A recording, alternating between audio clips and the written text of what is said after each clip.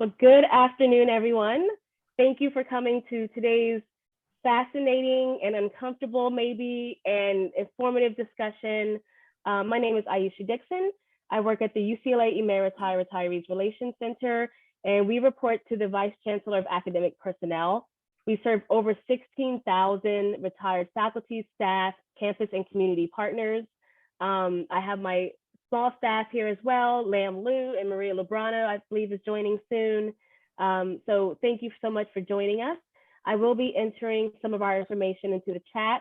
So if you want to follow us on Twitter, we are recording today's session, so you'll be able to watch it again later on YouTube. So if you have to take a bio break, please feel free to go ahead and do that. You can also subscribe to our bi-monthly newsletter. Currently, everyone is muted. You do not have the option to unmute yourself, just because we want to make sure we give our presenter our full attention and not have any gardeners or trash pick up in the background or dogs or anything. So once we get to the moment for Q&A, I will allow you to unmute yourself so you can ask your questions. So without further ado, I'm going to introduce our collaboration partners, Michael Heafy with the Retirees Association and Steve Cedarbaum with the Emeriti Association. Hi, everybody. I'm Steve Cedarbaum. It's really a privilege to introduce Arch Getty. He comes at a wonderful time, because we're all laboring under our inability to understand what's happening in the Ukraine. And Professor Getty is an expert on Russia and probably on the Russian mind. And you know, he's been doing this his entire career. He's lived in Russia. He's written, his bio says 7 books about it and 50 articles.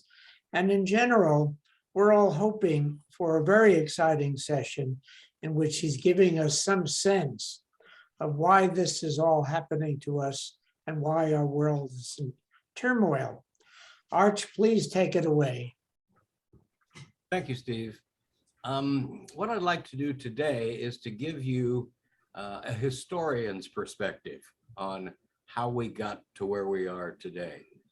And I should start, I think, by saying historians don't like current events.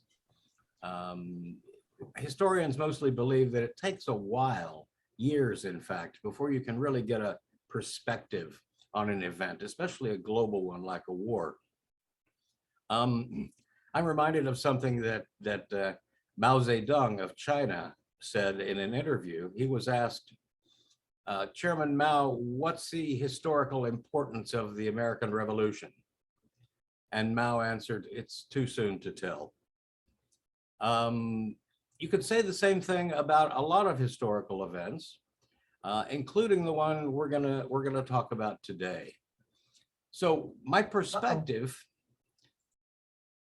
is going to be that of time. You can analyze things as they happen, current events. We're all reading the newspaper, we're all watching the TV, but things might look different years from now. I wonder, for example, how are historians going to write about this period 50 years from now or 100 years from now? Their perspective is likely to be different than ours. Take an example, the causes of World War II. Well, if you ask somebody in the 1940s what caused World War II, well, Hitler did it. Hitler invaded Poland and then France and then the Soviet Union. End of story, easy, Hitler did it. But 50 years later, historians and others look at other factors as well. Maybe Hitler had an easier time because he was appeased by the West. Maybe the backgrounds of the Great Depression and anti-Semitism had something to do with Hitler's power. Maybe the legacy of World War I in Germany had something to do with his power. My point here is that things look different with time. In this particular example, we have now a perspective on Hitler that tells us he was incredibly important, but he wasn't the only thing. We have a fuller picture.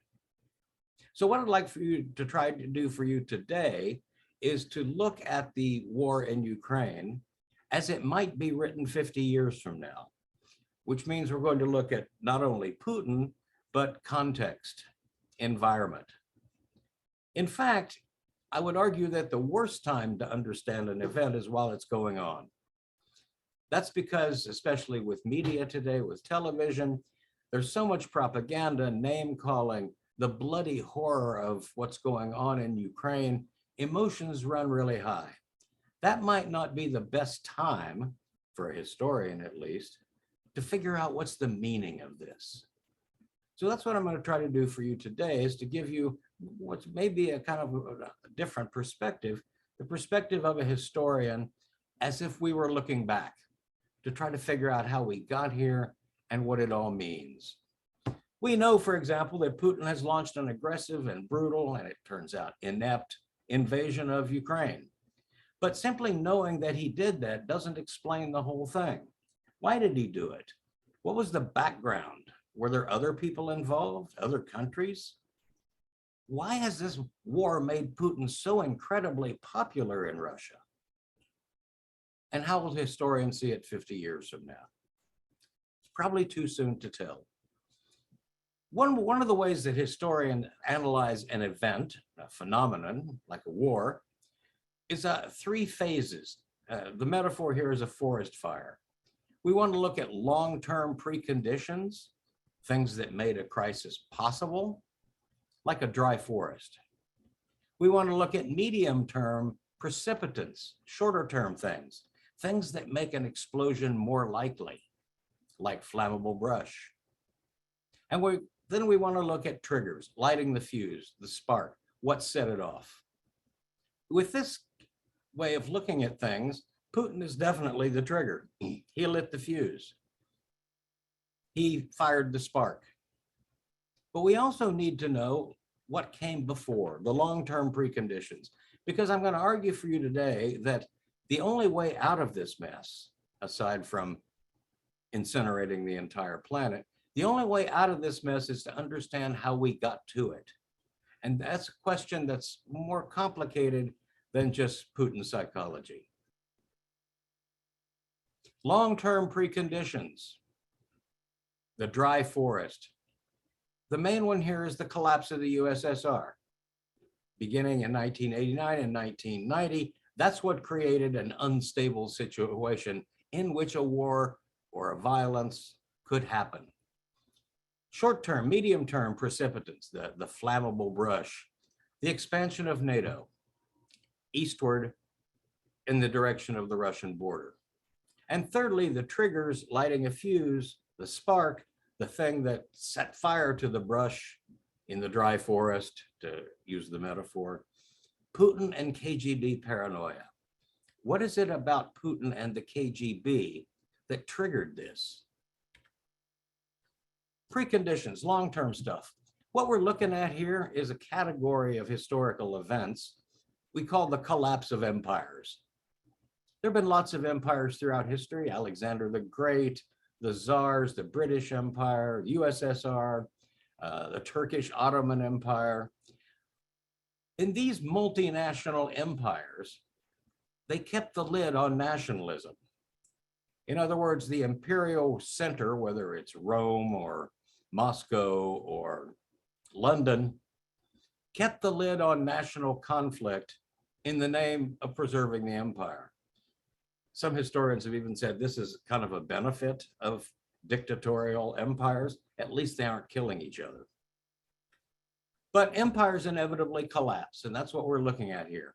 We're looking at the fallout from the collapse of the USSR Empire, the Soviet Empire. Now, when empires collapse, no matter what they are, national hatreds bubble up to the surface. New countries appear on the map, but a lot of times the lines that are drawn on the map don't really match culture or language or nations. Consider the Austro-Hungarian Empire, which broke apart after World War I. New countries appeared like Czechoslovakia, Yugoslavia. There's no such thing as a Czechoslovak. It was a marriage of convenience, a shotgun wedding between Czechs and Slovaks. Same thing with Yugoslavia, a shotgun wedding between Serbs and Bosnians. It didn't work. The collapse of the British Empire after World War II is the same kind of destabilization, bubbling up of hatred. As the British withdrew from their empire, Jews and Arabs started killing each other. Muslims and Hindus started killing each other. So the collapse of empire provides a kind of an environment within which violence can take place. Doesn't mean it will always take place, but it means that we have now seen a situation with the collapse of an empire in which violence can take place. When the USSR collapsed in 1990, the lid came off, and right away, we saw the eruption of all kinds of violent national conflicts. Armenians versus Azeris, Chechens versus Russians, Georgians versus Ossetians, and the one we're in today, Ukrainians versus Russians. Same thing happened, by the way, when Yugoslavia broke up. Serbs and Bosnians started killing each other. So the collapse of an empire, in this case, the Soviet Empire, takes the lid off of violence, national violence, ethnic violence, that up to now had been suppressed. The lid is off, things start to boil. Ukraine is a good example of this. Ukraine is actually, according to language, according to culture, really two different nations. Here you see on this little map, the difference between East Ukraine and West Ukraine in terms of native language. Here's a map, the percentage of people who want to make Russian a second state official language in Ukraine. Dark blue are the pro-Russians, green are the anti-Russians, the people who want only Ukrainian to be a language. Notice how the differences here on the language question mirror who speaks what. And it shouldn't be a surprise that the three violent places today in Ukraine are the places destabilized by this language issue. Notice here, these are the two provinces, 84%, 82%, the so-called breakaway provinces. Here's Yalta, Crimea. 91% of people in Crimea think Russian should be a second language.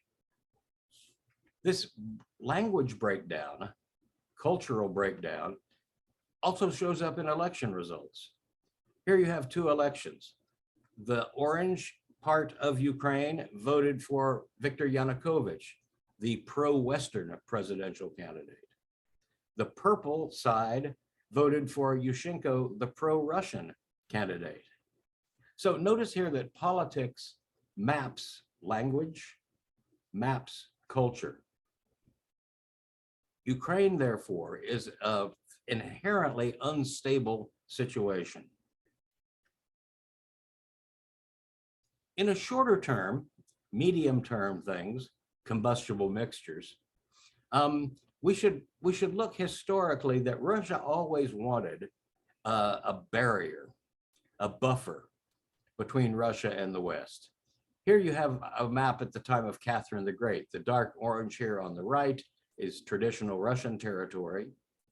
The lighter sort of pinkish orange here is territory that the Russians have taken that they regard as a border, a defensive line against the Germans and the Austro-Hungarians.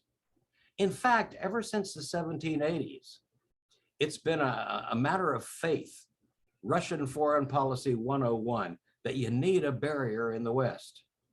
This is flat territory, the West will invade. Russia always needs a barrier. This before there were even communists or Bolsheviks or Soviets.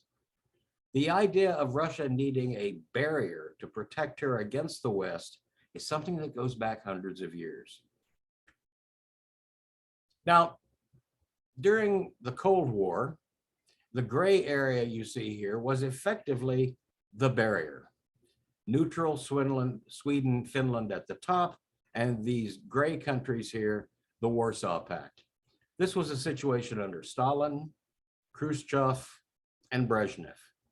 This was the equivalent of Catherine the Great's barrier, buffer against the West. The memory of World War II today in Russia is still alive. Many people in Russia believe that the war threat always comes from the West. Here are the three main lines of German advance in 1941 as they invaded the Soviet Union. This is not just purely history for Russian folks.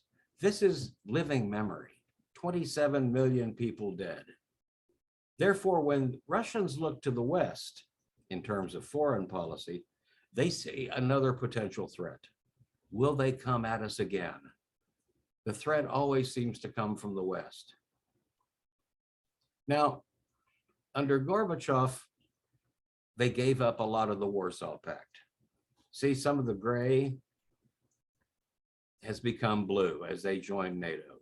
Poland, Hungary, Czechs, Estonia, Latvia. The buffer has now shrunk. This worries Russians because the lines of attack or potential attack in their view, and you can call it paranoid or not, are still there. It's just that the front is now closer. US Ambassador to Russia, Jack Matlock, pointed out that for centuries, Russians have always thought that a friendly Ukraine was essential to Russian security. Russians have for hundreds of years drawn a red line here, beyond which the enemy or the potential enemy can't be allowed to pass.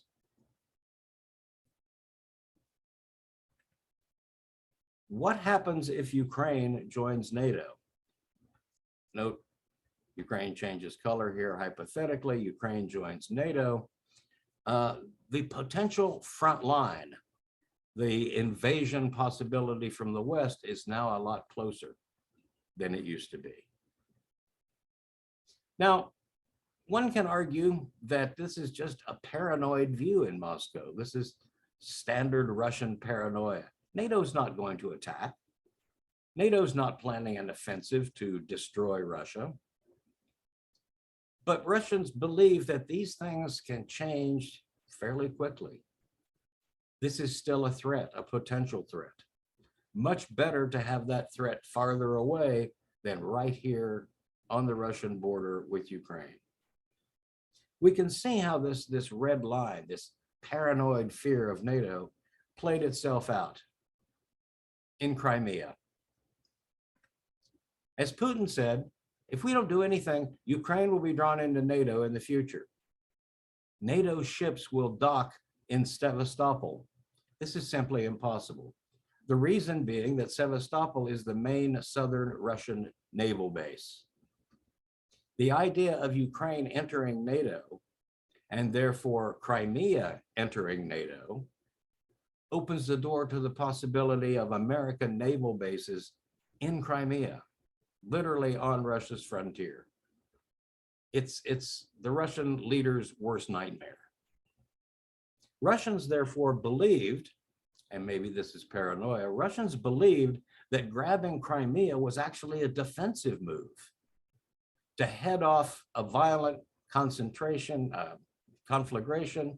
to head off the possibility that NATO would be right on their borders. Which brings us to short-term things, which I've called triggers. Long-term things, the breakup of empires. Medium-term things, the expansion of NATO. Now we look at short-term triggers. What lit the spark? What started off the war? And we know that that was Putin. Quite deliberately, he launched this war. And I'm going to argue today that Putin as a personality is basically unknowable. He's a very secretive guy. People have speculated about what he thinks. People have speculated about how he feels. We don't really know. What we do know, though, is that he comes from the KGB. He was, in his earlier career, a KGB resident in East Germany. And since he's become president, he has surrounded himself with fellow KGB veterans. Virtually all the significant ministries today in the Russian government are held by former KGB officers. These to Putin are trusted people, members of his fraternity. They are also obedient and disciplined. A lot of people think that Putin was put in power by the KGB.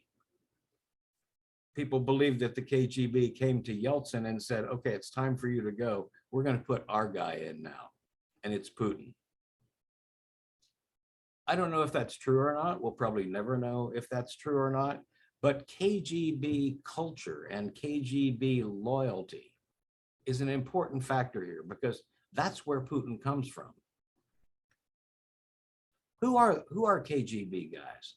Well, we're inclined to think of them as thugs. You know, the guys with poisoned umbrellas, the guys poisoning dissidents in London, assassins, brutes. But the vast majority of the KGB was an intellectual elite. You know, to join the KGB, you couldn't just apply, you were selected. They had talent scouts in all the universities who picked the top 1% in every field. They were then invited to join. They're therefore kind of a self-selecting elite of society. I have a friend who was in graduate school in Moscow studying Portuguese literature. Well, he was in the top 1%. Therefore, even though he's a specialist in Portuguese literature, he was invited to join the KGB. The KGB wanted the top 1% of the entire country, the cream of the crop, the cream of the cream. These people were highly educated to begin with, and then they went to a period of intensive training and indoctrination. It may surprise you to know that in the Moscow suburbs, there is KGB University. Now it's called FSB University, where future KGB, FSB, which is the current name, where they're trained. These are impressive people. These are people who come out of training with multiple languages, people who come out of this training with research analytic skills. These are very, very smart people. In the course of me living in Moscow, I've met 2 or 3 of them, former KGB guys. They are really impressive people. They speak English without an accent. They're well-dressed. They know literature. They know culture. They know art. Pretty far to cry from our usual image of KGB guys as thugs and street fighters. These are very smart people. They see themselves as guardians of the state, almost like a priesthood. In their view, the preservation of the Russian state, the power of the Russian state, is the goal, the only goal. They believe this because they don't think that the masses of Russians can govern themselves. One of the slogans you learn in KGB 101, never lose control. You must control society. You must control society by controlling the state. For them, therefore, the ends justify the means.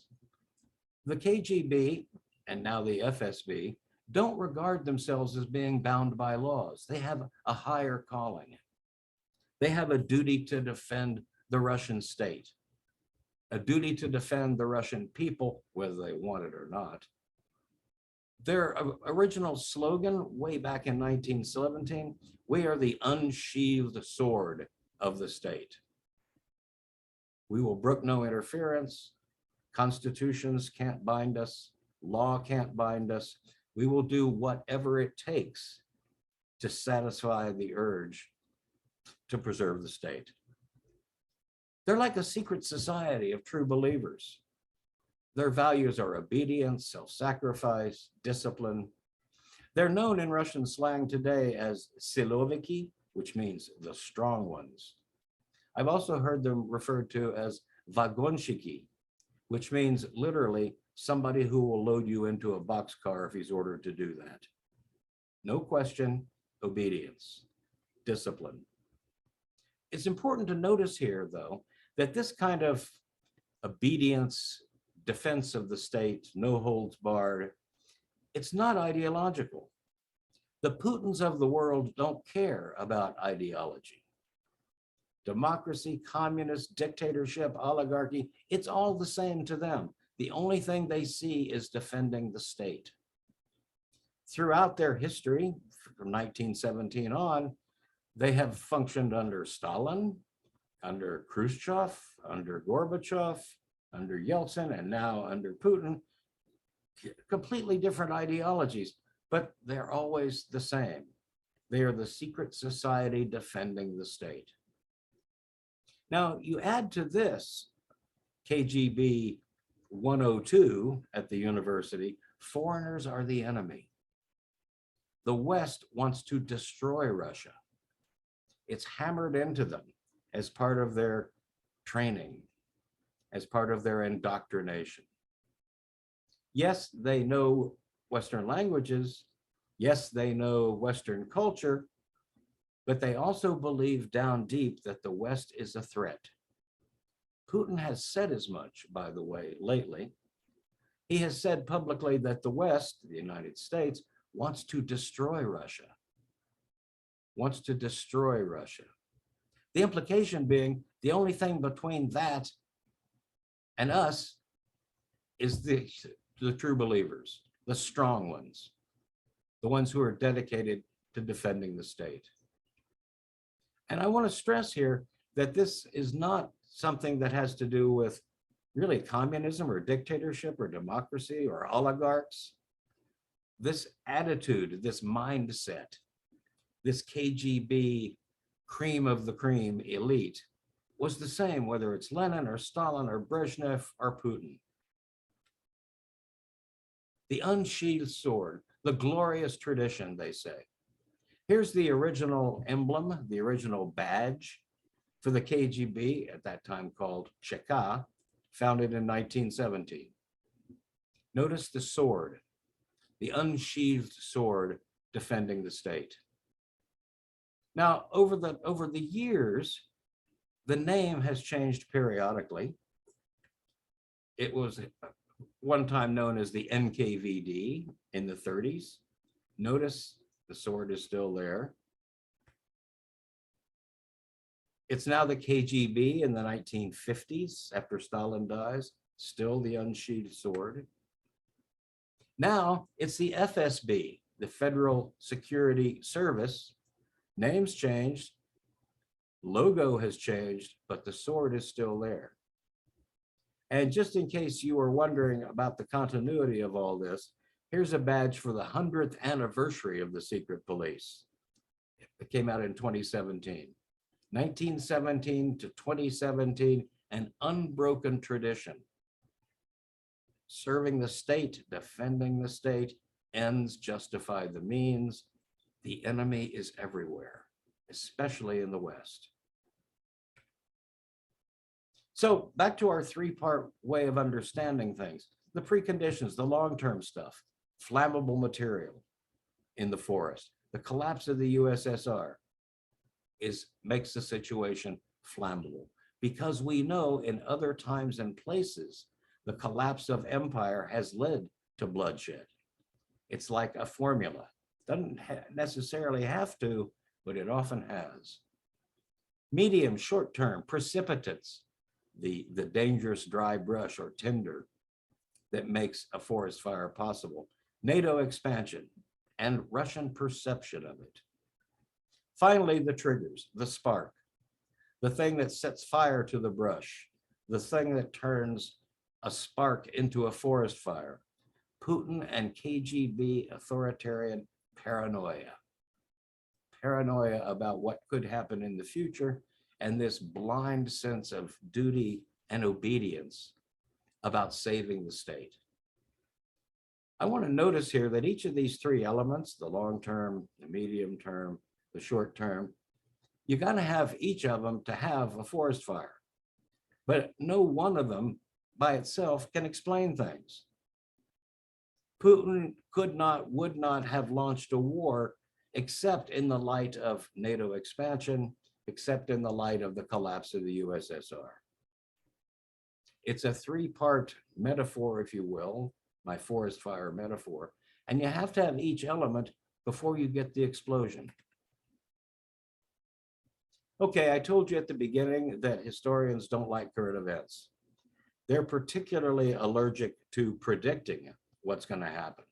We're much more comfortable looking at the past and trying to understand how we got to where we are without, going out on a limb and saying where we're going. But I want to argue to you today that we can't really figure out how to solve this situation, how to stop the war, unless we know where it came from. So theoretically, what would a solution look like here? And I'm ruling out nuclear war because then it's game over. What would a peaceful solution look like to the Ukrainian war?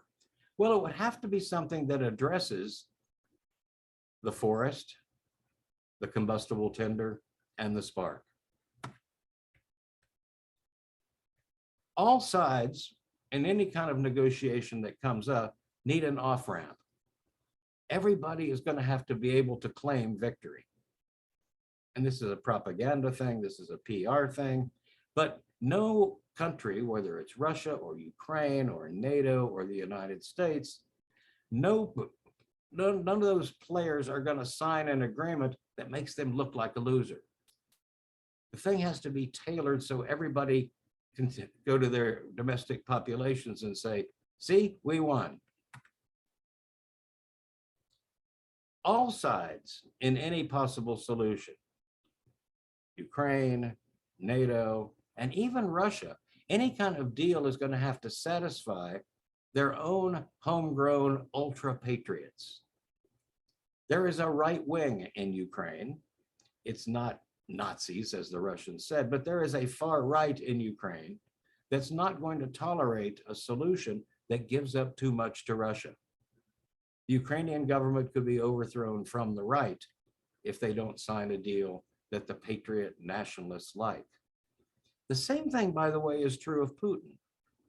He can't sign a deal unless it satisfies the powers that stand behind him. Remember my suggestion that the KGB functioned like kingmakers. The KGB can put someone in power, they can just as easily remove someone from power. So even Putin, powerful as he is, has to be mindful that any deal he signs must look good to his own ultranationalists, his own fellow KGB guys. No matter what the deal ends up looking like, everybody has to have a guaranteed border. I can't see a way out of this without some kind of great power guarantee of Ukrainian borders.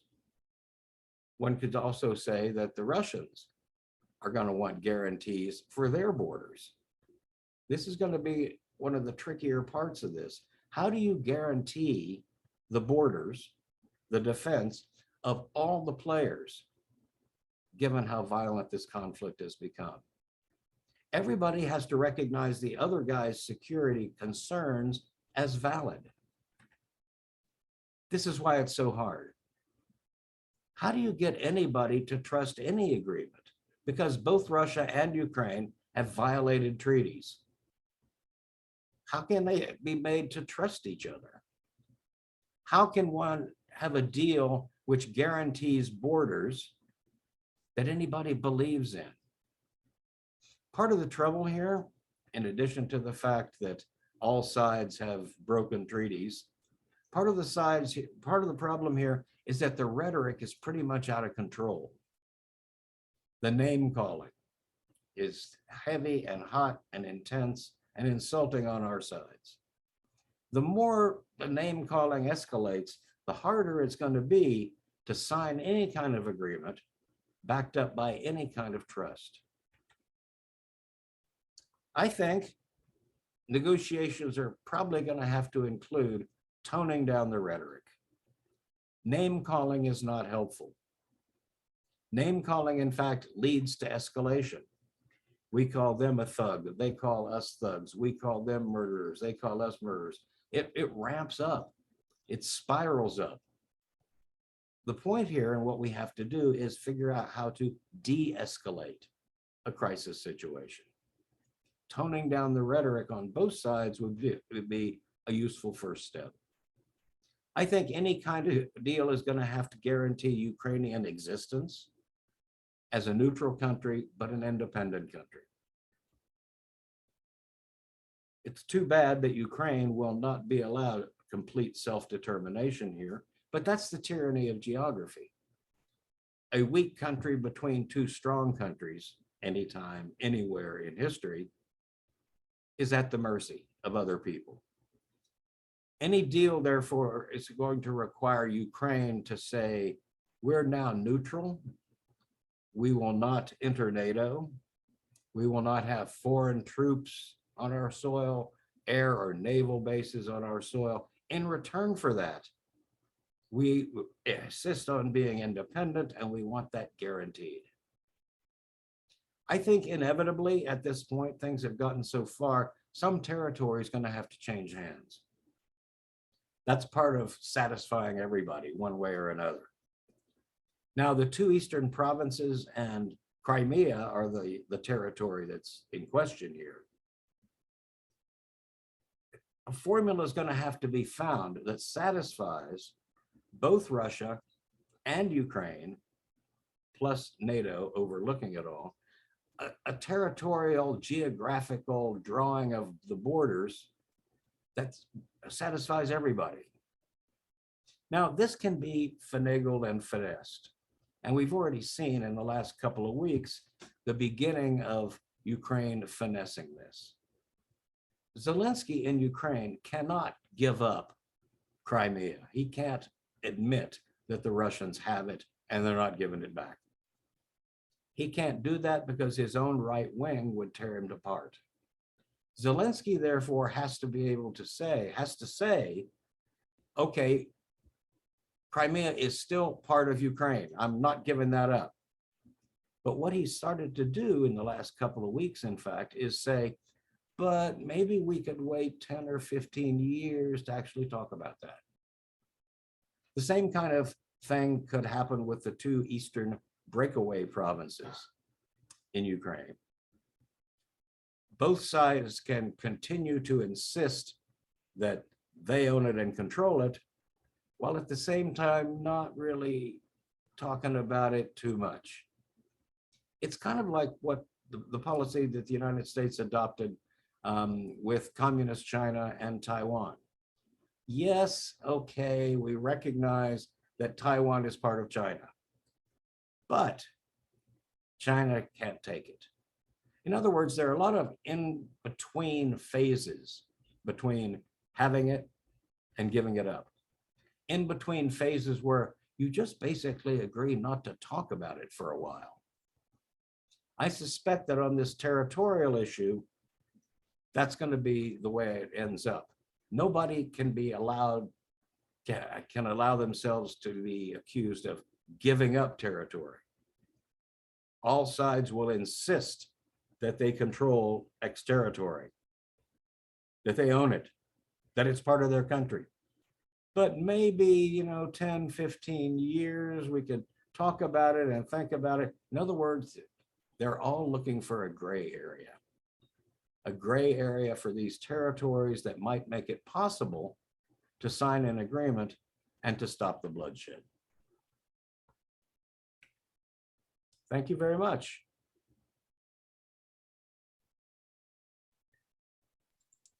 Arch, Wow, that was a very insightful presentation.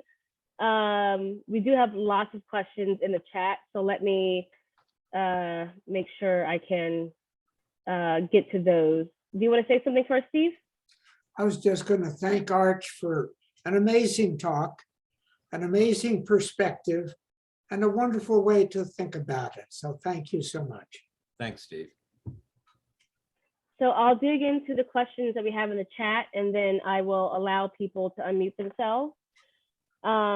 Okay, so first one, wasn't the French Revolution that Mao supposedly commented on? Actually, he's said to have commented the same thing on both the French and the American revolutions. The problem with quoting a dictator like this is that everybody has their preferred quote. And it's hard to know exactly which one he actually said. Mhm.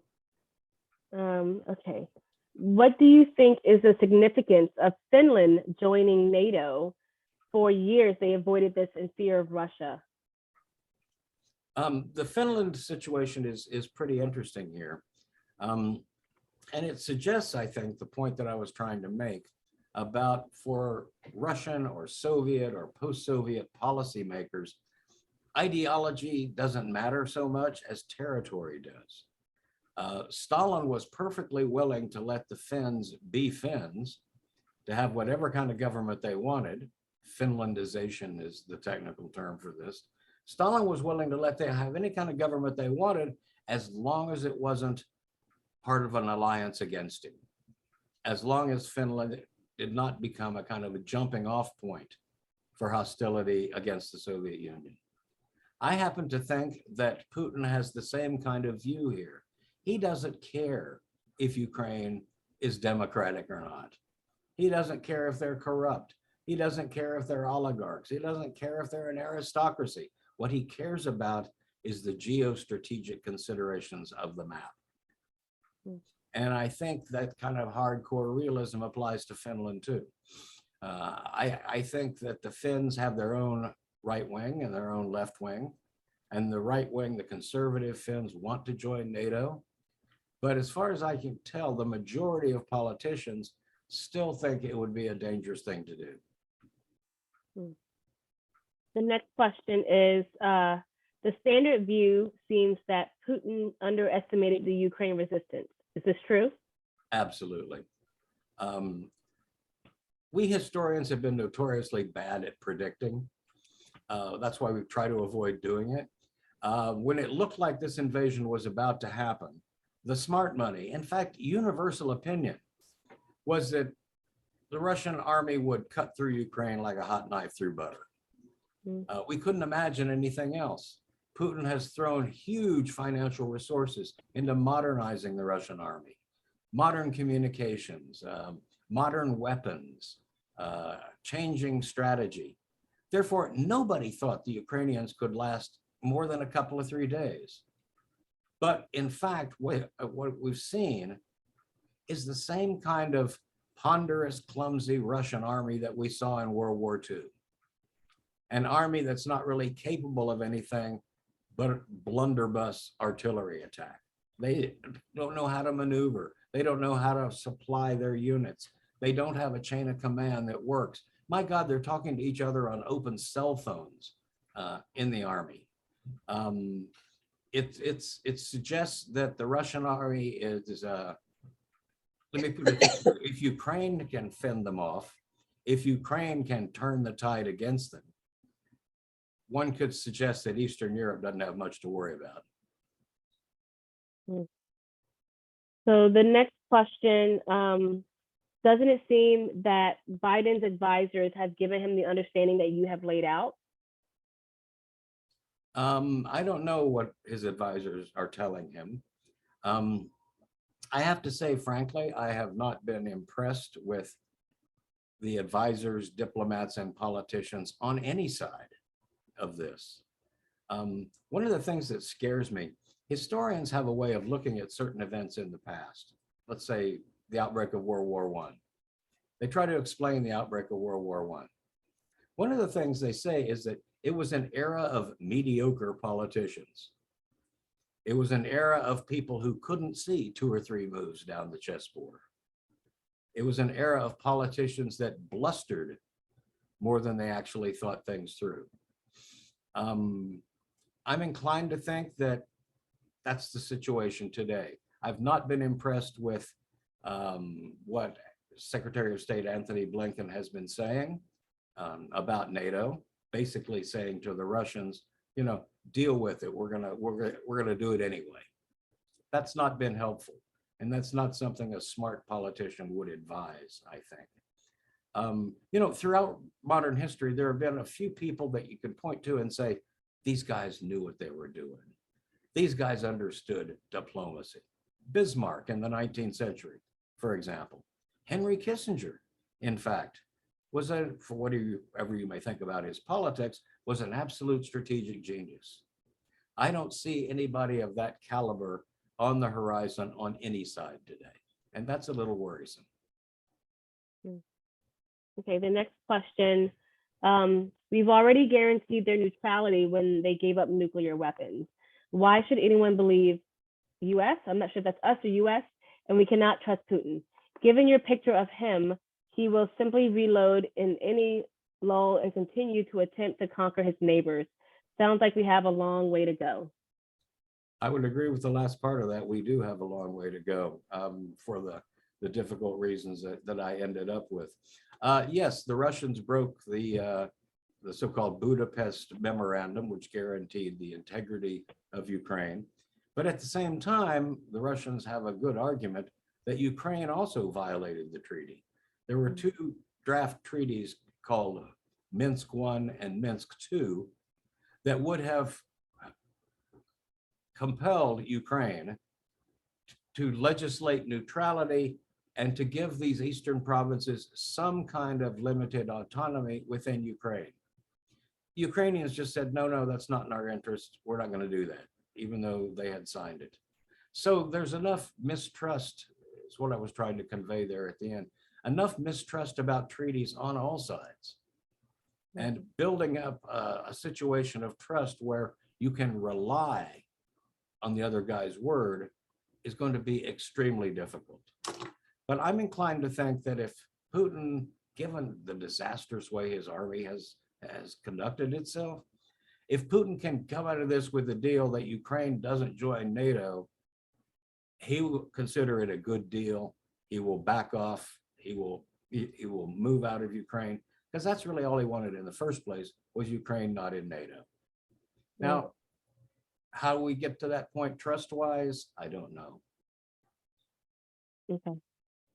So if the KGB doesn't care what kind of government there is in Ukraine, why do they support so aggressively the recent Belarusia coup? All they care about is that whatever government exists in any of these states, Belarus, Ukraine, they just can't be anti-Russian militarily. That's all they really worry about. If we look at the history of Ukraine since 2000 or so, there have been periods when Ukraine was pro-Russian. There have been periods when Ukraine was a smooth functioning electoral democracy. There have been times when Ukraine was more pro-Western. None of that really mattered to Putin. The only thing that mattered to him, the thing that pulled his trigger, was to talk about NATO.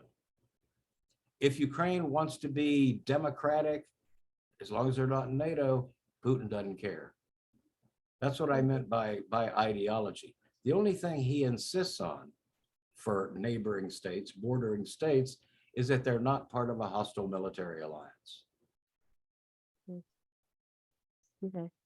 Would the UN advocate the division of Ukraine a la Korea?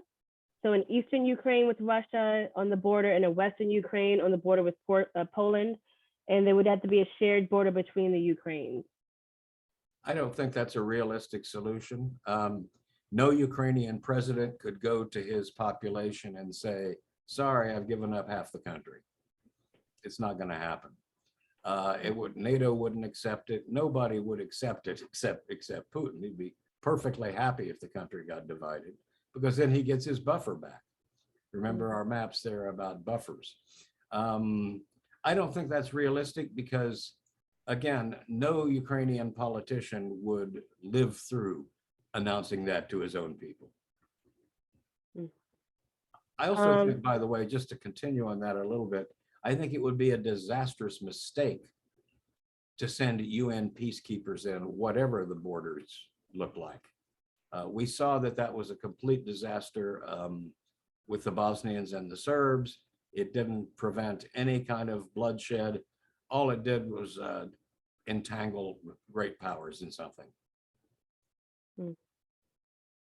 Isn't Putin facing two wars, one economic and the other territorial? Is it another part of the peacemaking, the end of Western sanctions? Yeah, that's going to be part of the push-pull here. I mean, Putin is going to want quid pro quo. Putin in these negotiations is going to say, okay, I will give you this point but you have to withdraw X number of sanctions. Okay, I'll give you that, and then you have to withdraw Y number of sanctions. Yeah, it's going to be part of the deal, and the cards he has to play are territorial and military. The cards we have to play are sanctions. Does Putin get accurate information on his army's performance? Boy, I wish I knew the answer to that. My guess is probably not. One of the things I've learned over 50 years of studying Soviet and post-Soviet bureaucracies is that this bureaucracy, and maybe it's Russian character, I don't know, this bureaucracy is based on covering your butt. This bureaucracy is based on creating a situation where nobody can accuse you of screwing up. I got to be able to scapegoat the guy next to me. So I think Putin's military advisors are now already probably in the process of blaming each other for bad information. I think Putin will probably, as we come closer to a solution, one after another, he's going to fire these guys. He needs to scapegoat them for bad decisions that he made. The era of massive scapegoating in the Russian bureaucracy is only beginning. That was the last chat question. I have a question before I open up to everyone else. What do you think the impact is going to be of Chernobyl? I mean, that's still a highly radioactive site. What do you think is going to happen with that seizure? Well, it seems to have changed hands at least twice in the course of this fighting. I've been sort of gratified that both the Russian military and the Ukrainian military, despite the name calling and accusations, have been pretty damn careful about how they handle Chernobyl. From everything we can tell, when the Russians captured it, they brought in experts to make sure that nothing was leaking. They ran the thing in a responsible way. Same thing for when the Ukrainians retook it and moved back in. I think both sides are sane enough to realize that this is something that has to be done carefully.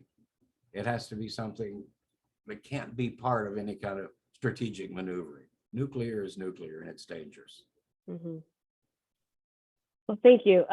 Okay, so let's open it up for questions. I do see one more question in the chat, but let's have people, if you have a question, please feel free to unmute yourself or raise your hand either virtually or in real life. You can raise your hand like this or just start talking so I can see you.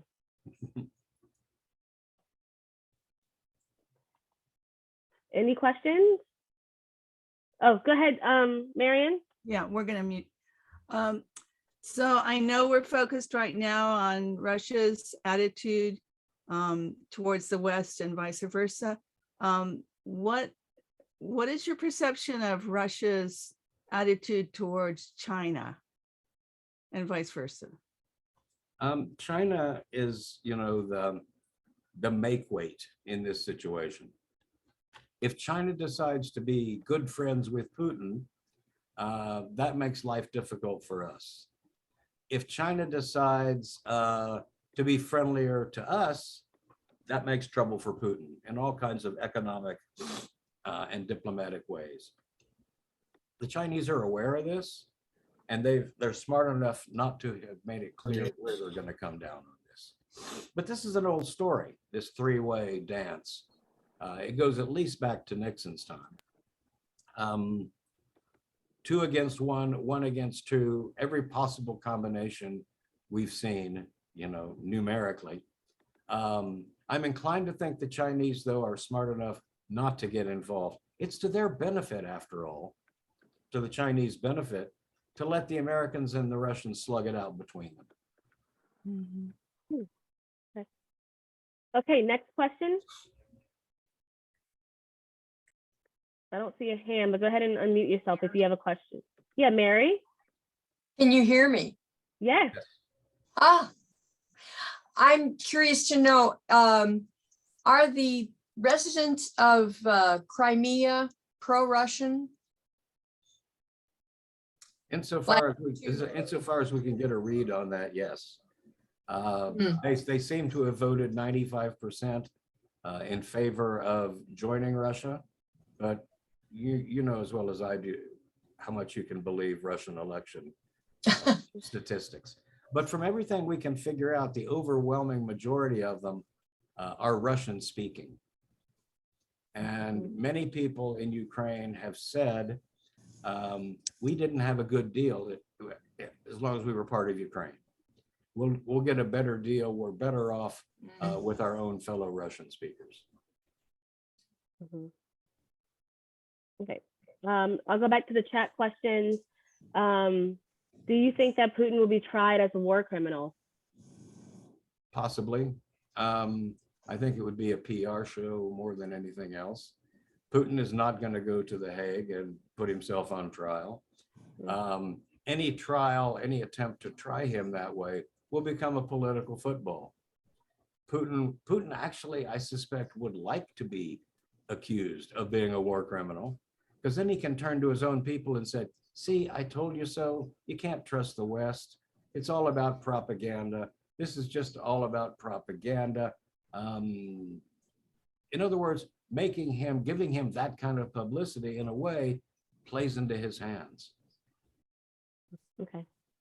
When driving his forces to Kiev, did Putin originally contemplate capturing and removing Zelensky from power? That's a really good question. I think he thought he would capture Kiev. Kiev's important because it's a major transportation hub. Most of the railroads and most of the decent roads in Ukraine, one way or another, go through Kiev. So from a geographical position, grabbing Kiev is a really good idea because it paralyzes your enemy's transportation possibility. Now, he said in the beginning that, yes, we're going in there to denazify Ukraine. Yes, we're going in there to change the current leadership.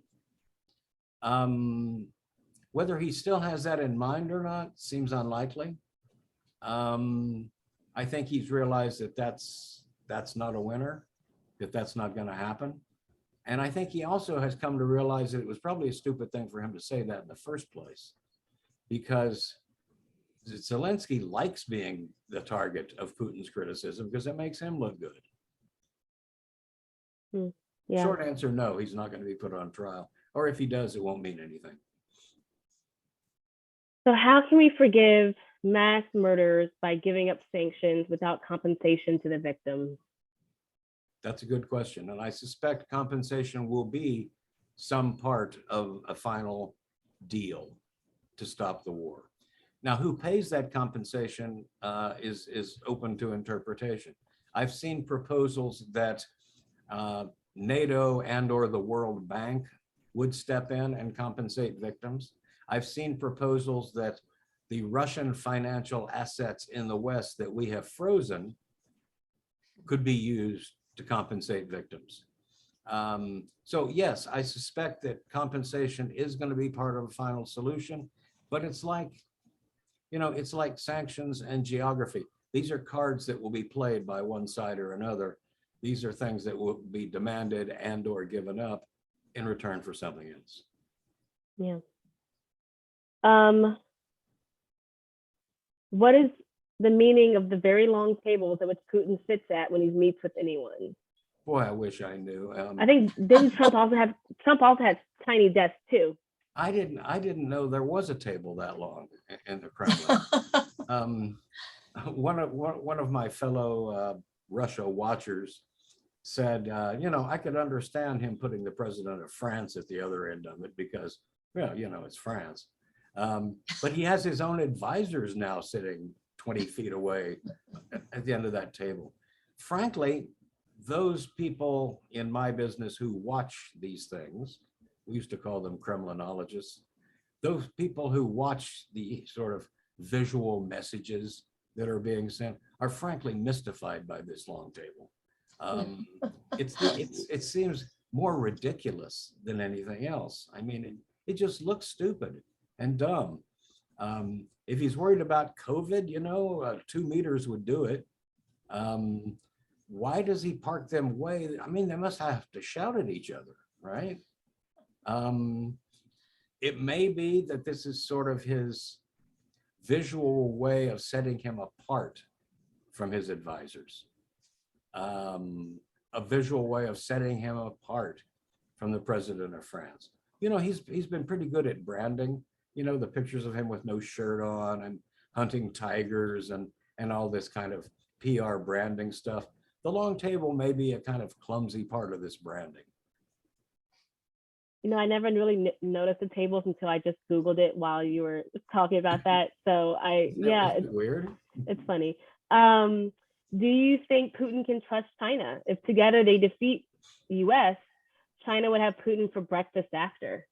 I don't think in this three-way dance that, again, has been going on for decades, I don't think anybody trusts anybody. I think each of the three players will look for ways to maximize their own benefit without giving away too much. And in that sense, I don't see, if China were to side with the United States against Putin, that could turn around really fast. One of the things about this dance, this three-way dance that's been going on since Nixon times, is how quickly it's changed. Just sometimes in a matter of months, the alignment switches completely. So I don't think it's life or death for anybody what kind of 2 against 1 shapes up. Next question is, oh, hang on, lost my chat. Was there a treaty or an agreement at the collapse of the USSR that Ukraine wouldn't join NATO? Hotly debated, hotly debated. One group of policymakers, students, scholars says, yes, there was an agreement that James Baker, the American Secretary of State, said to Gorbachev, not 1 inch east. If you, Gorbachev, will allow the unification of Germany, we will promise not to expand NATO to the east. There's another group of people who said that, well, they should have got it in writing. There was nothing written down anywhere where NATO promised that or Russia recognized such a promise.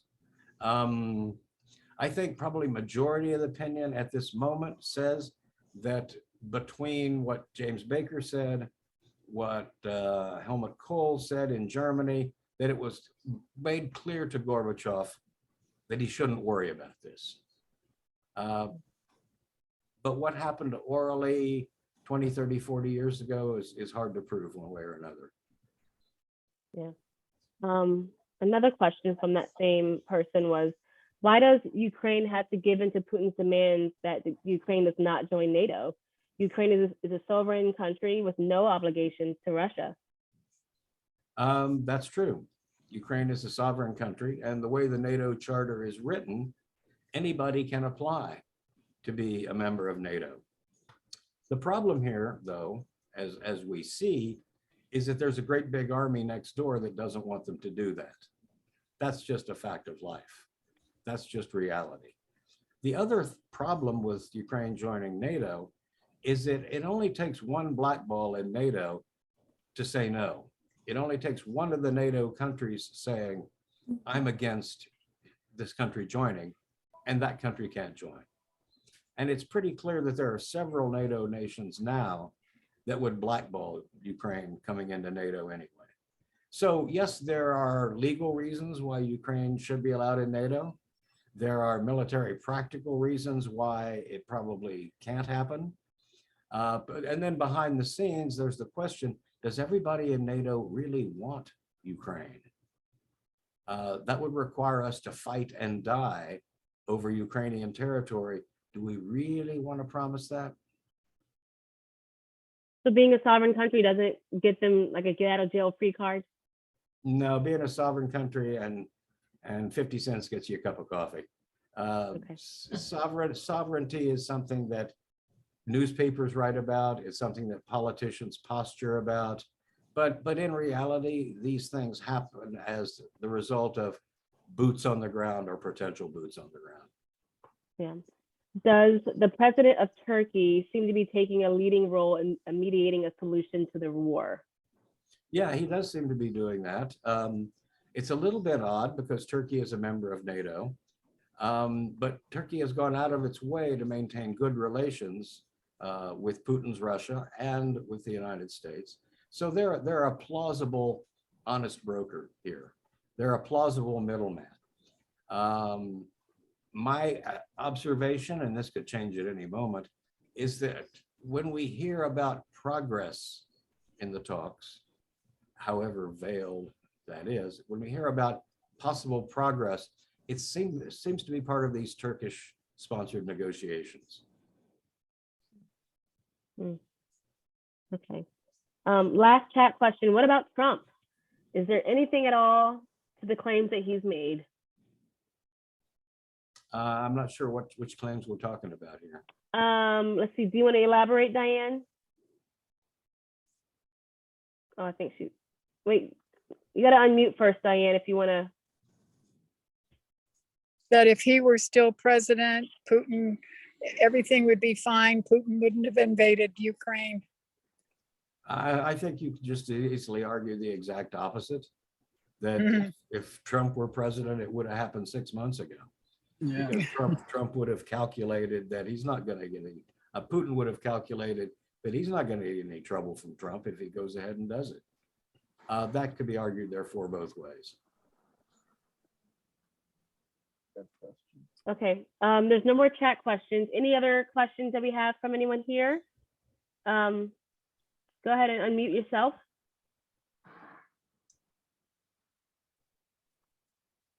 Arch, thank you so much for all your experience in relating to the conditions, some of which are very terrible for a lot of people in Ukraine. I was curious, what is your background? What library is that, please? That is actually the library of University College Dublin in Ireland. Oh, And the only reason I use it is because I think it's a beautiful room. Wow. I quite agree with that. I have a background that has Putin and it's shaking his fist, but I decided not to use that. Okay. Well, thank you so much, Michael. Thank you so much, Stephen. Do you have anything else you want to say before we wrap up today's presentation? A big thank you. This was absolutely terrific. Absolutely terrific. It was a very great pleasure. You know, it's always nice to be able to speak about important things to people who are paying attention and care and are smart. I can't always say that about my undergraduates. I didn't tell you. You guys have been a great group, and I'm delighted to have been here. Thank you. Thank you. So again, Thank you. everyone, we do have the slides, so I will send out the slides so you can see that later. And I'll also send out the link for this recording. So this has been such a powerful and educational presentation today. Thank you so much, Professor Getty. You all have a great rest of your afternoon. Stay away from the heat and take care. One more thing, sort of a counterpart to this is we have a virtual tour coming up early in May of the Wendy Museum on the Cold War. So if you have some more interest in Russian history in that way, come join us. Yeah. I forgot to also plug another program. So we do have a couple programs next week. On Wednesday, we have Westcom who's doing estate planning. So if you have questions about doing your own estate planning, we have some reps from Westcom that will be talking about that. And then next Thursday for Professor Pamela Monroe, who is a linguistics professor at UCLA, will give us a talk on slang. She's been studying slang for the past life of her career, and she will talk about the slang at UCLA and also just in general. So if you want to know what some of these words you hear your grandchildren saying, you will get an inside scoop on that. Because I still don't know what some things are that I hear on TV. And then also we have on the 21st, our first real life in-person program with the Chancellor's office. As you might know, Mrs. Carol Block is a music aficionado. So every spring she opens the residence doors to some of our student performers from the music school. So we have a waiting list going. We currently have about 20 spaces available, but we can probably increase that to 25 once we get the okay from the Chancellor's office. So it's going to be on campus at the Chancellor's residence. There is free parking at the Chancellor's residence. So if you're interested, please register. I will send you the link with this email and the YouTube channel so you can register. So even if there is a waiting list, please go ahead and do that. We will increase the numbers as we are permitted safely to do so in person. So masks will be encouraged. I don't think they're required anymore, but you know your own safety limits and do what you feel comfortable. And I hope to see some of you in person. I think I've given up shaking hands, but I will fist bump you or curtsy or something. So we can at least even bow, whatever we're doing. I just don't think I'm in the business of shaking hands anymore, but maybe like a brief hug. So I hope to see you all soon, and take care. Thank you.